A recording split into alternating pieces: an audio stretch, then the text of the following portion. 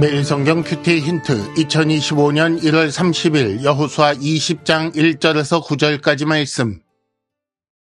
여호와께서 여호수아에게 말씀하여 이르시되 이스라엘 자손에게 말하여 이르기를 내가 모세를 통하여 너희에게 말한 도피성들을 너희를 위하여 정하여 부지 중에 실수로 사람을 죽인 자를 그리로 도망하게 하라. 이는 너희를 위하여 피해 보복자를 피할 것이니라. 이 성읍들 중에 하나에 도피하는 자는 그 성읍에 들어가는 문 어귀에 서서 그 성읍의 장로들의 귀에 자기의 사건을 말할 것이요. 그들은 그를 성읍에 받아들여 한 곳을 주어 자기들 중에 거주하게 하고 피해 보복자가 그의 뒤를 따라온다 할지라도 그들은 그 살인자를 그의 손에 내주지 말지니 이는 본래 미워함이 없이 부지 중에 그의 이웃을 죽였음이라. 그 살인자는 회중 앞에 서서 재판을 받기까지 또는 그 당시 대제사장이 죽기까지 그 성읍에 거주하다가 그 후에 그 살인자는 그 성읍 곧 자기가 도망하여 나온 자기 성읍 자기 집으로 돌아갈지니라 하라 하시니라. 이에 그들이 납달리의 산지 갈릴리 게데스와 에브라임 산지의 세겜과 유다 산지의 기럇 아르바 곧 헤브론과 여리고 동쪽 요단 저쪽 르우벤 지파 중에서 평지 광야의 벳셀과 갓 지파 중에서 길르앗 라못과 므낫세 지파 중에서 바산 골란을 구별하였으니 이는 곧 이스라엘 모든 자손과 그들 중에 거류하는 거류민을 위하여 선정된 성읍들로서 누구든지 부지 중에 살인한 자가 그리로 도망하여 그가 회중 앞에 설 때까지 피해 보복자의 손에 죽지 아니하게 하기 위함이라. 아멘.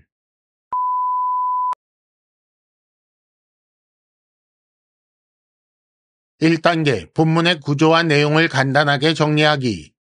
오늘 말씀은 도피성 제도에 대해 다시 가르치신 후에 도피성을 선정하는 내용입니다. 도피성은 레위 사람들의 성읍 중에 6곳에 선정되었습니다.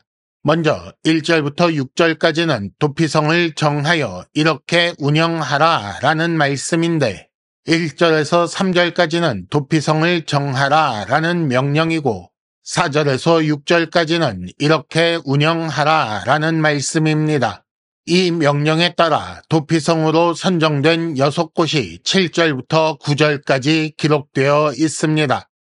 하나님은 이미 모세를 통해 도피성 제도에 대해 알려주신 바 있습니다.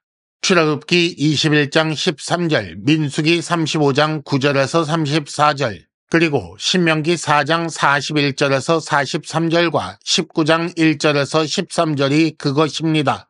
6곳의 도피성 중에 요단 동쪽의 3곳은 모세가 이미 정했습니다.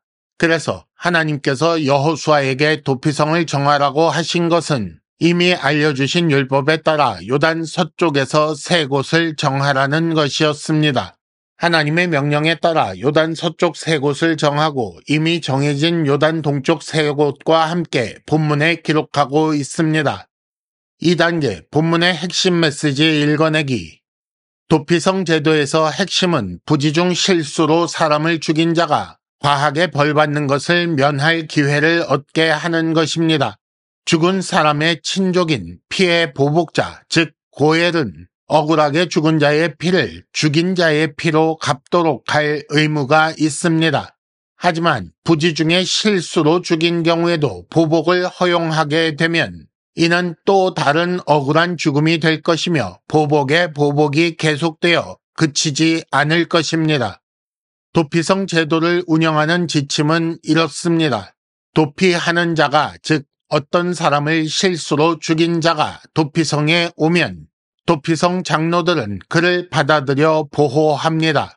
그리고 살인의 고의성 여부를 확인하고 판결하는 재판을 받게 하지요. 고의성이 없는 경우라도 그 당시 대제사장이 죽기까지 자기가 도피한 도피성에 머물러야 합니다. 이는 그의 살인이 비록 고의성이 없더라도 과실치사에 해당하기 때문에 그에 대한 벌을 받는 것입니다. 이렇게 도피성에 머무르던 자는 그 당시 대제사장이 죽은 후에 자기 성읍, 자기 집으로 돌아갈 수 있습니다. 그러면 왜 대제사장이 죽을 때까지인가? 대제사장의 죽음은 그리스도 예수의 속죄적 죽음을 예표합니다. 예수의 죽음으로 말미암아 우리는 본향집으로 돌아갈 수 있게 됩니다.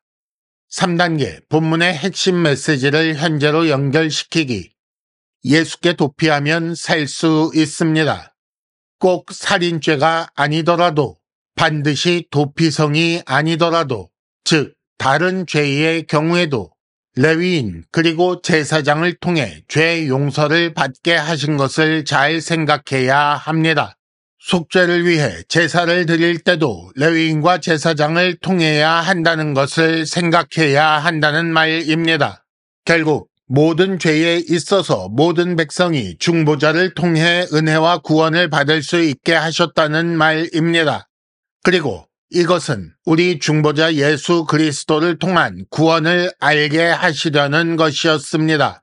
예수는 우리를 위한 중보자요 제사장이며 도피성이십니다. 도피성이 있다고 마음 놓고 살인해도 되는 것은 아닙니다. 고의로 살인한 자는 보호를 받을 수 없습니다. 실수였더라도 대제사장이 죽을 때까지 도피성에 머물러야 했지요. 공정한 재판을 받을 수 있는 기회를 얻는 것과 함께 자기 행위에 대해 책임지는 일, 이 두 가지가 모두 필요한 것입니다.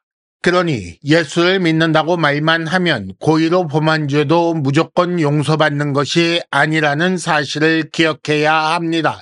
죄를 신경 쓰지 않고 마음대로 살아도 되는 삶은 없습니다.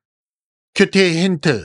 도피성은 죄를 허용한 것이 아니라 죄를 억제하는 것입니다. 이상으로 2025년 1월 30일 매일 성경 큐티 힌트를 마칩니다. 여러분 큐티를 통해 은혜 많이 받으시기를 바랍니다.